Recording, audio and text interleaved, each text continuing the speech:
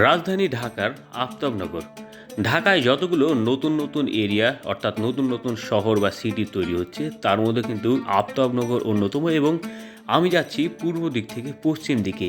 এই দিকটাই অনেক আগে থেকেই প্রতিষ্ঠিত এবং এই দিকটাতে পুরাতন বাড়িঘর রয়েছে। তবে পূর্ব দিকে অর্থাৎ এই যে আফতাবনগরের অর্ধেক থেকে মানে মাঝ বরাবর থেকে পূর্ব দিকে গেলে যেসব বাড়িঘর নির্মিত হয়েছে সেগুলো সাম্প্রতিক মাত্র ৫-৭ বছর আগে। এর আগে শুধু পুরোটাই ফাঁকা ছিল। তবে পূর্ব দিকটা এখনও পুরোপুরি ফাঁকা এবং কাশফুল ছাড়া কিছুই নেই।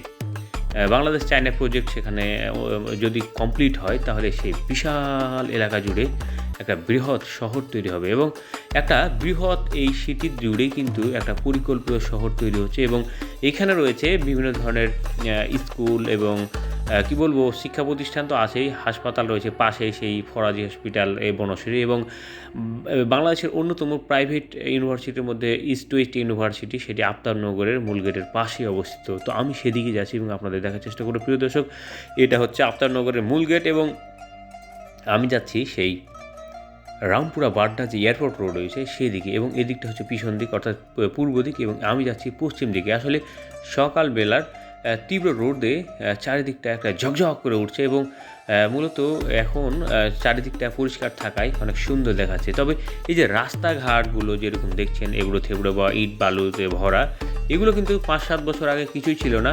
রাস্তার সুন্দর সুন্দর সেই গাছগুলো সুশোভিত ছিল এবং কৃষ্ণচূড়ার গাছগুলোতে ফুল ধরে থাকতো, কিন্তু এখন অনেক গাছ কমে গেছে, রাস্তার জীর্ণশীর্ণ অবস্থা হয়ে দাঁড়িয়েছে। তার মূল একটাই কারণ, সেটা হচ্ছে চারিদিকে নতুন নতুন ভবন তৈরি হচ্ছে, নতুন নতুন কনস্ট্রাকশনের কাজ হওয়ার কারণে রাস্তায় ইট বালুতে ভরা এবং খালখন্দ তৈরি হয়েছে।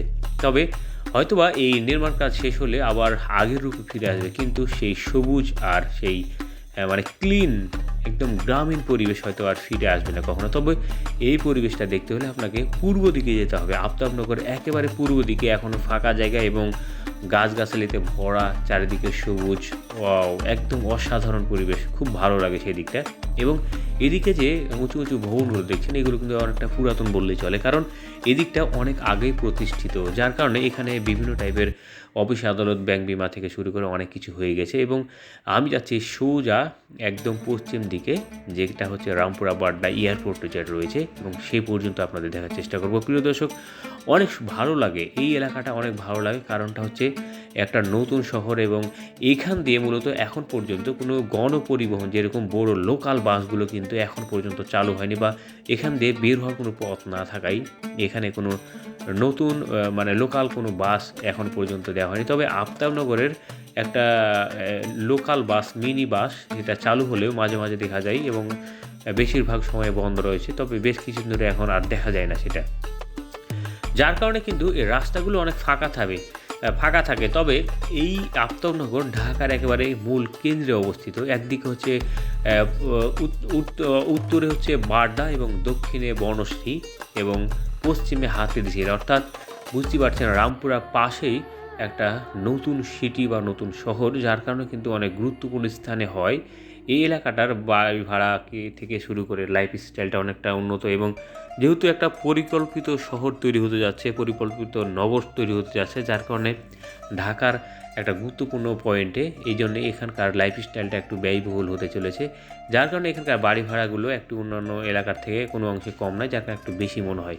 তো প্রিয় দর্শক, আফতাবনগরে যদি আপনি থাকতে চান তাহলে পেয়ে যাবেন নতুন নতুন বাসা ভাড়া, যার কারণে এই আফতাবনগরে চয়েস করার মূল কারণ হচ্ছে এখানে এখনও যানজট সৃষ্টি হয় না, সেই সাথে ঢাকার মূল কেন্দ্রে অবস্থিত হয়। আশেপাশ থেকে যারা অফিস আদালত করে তারা কিন্তু খুব সহজে যেতে পারে যে কোনো অংশে, অর্থাৎ ঢাকার যে কোনো প্রান্তে।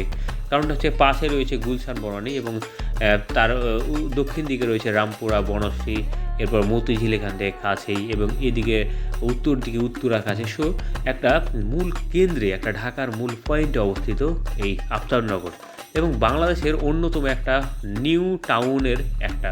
তো ঢাকার যতদিন যাচ্ছে ঢাকার আশেপাশের ফাঁকা জায়গাগুলো ভরাট হয়ে নতুন নতুন শহর তৈরি হচ্ছে, নতুন নতুন এলাকা তৈরি হচ্ছে, ঢাকার আয়তন বাড়ছে, তো তারই ধারাবাহিকতাই মূলত এই একটা শহর। তো আমি এখন আফতাবনগরের মূল গেটের কাছাকাছি, এবং সামনে রয়েছে বাংলাদেশের প্রাইভেট ইউনিভার্সিটিগুলোর মধ্যে অন্যতম একটা ইউনিভার্সিটি, ইস্ট ওয়েস্ট ইউনিভার্সিটি। ডান পাশে যে লাল বিল্ডিংটা দেখছেন মূলত এটাই সেরা ইস্ট ওয়েস্ট ইউনিভার্সিটি। আসলে প্রিয় দর্শক, দেখতে দেখতে আমি ভিডিওর শেষ প্রান্তে এবং অনেক দূর এসেছি। আপনাদের পছন্দের কোনো জায়গা থাকলে সেটা কমেন্টসে জানান, আপনার এলাকাটি দেখাতে চেষ্টা করব। আর এটাই হচ্ছে ইস্ট ওয়েস্ট ইউনিভার্সিটি। আপনারা যারা ইস্ট ওয়েস্ট ইউনিভার্সিটিতে পড়তে চান তারা পড়তে পারেন, তবে এখানে মেধা থাকা লাগবে, সেই সাথে টাকাও থাকা লাগবে প্রচুর। তো আমি এখন আফতাবনগরের গেটের খুব কাছাকাছি এবং গেট পার হলেই কিন্তু রামপুরা বাড্ডা হয়ে যে এয়ারপোর্ট রোড গেছে সেই রোডে গিয়ে আমি পড়বো।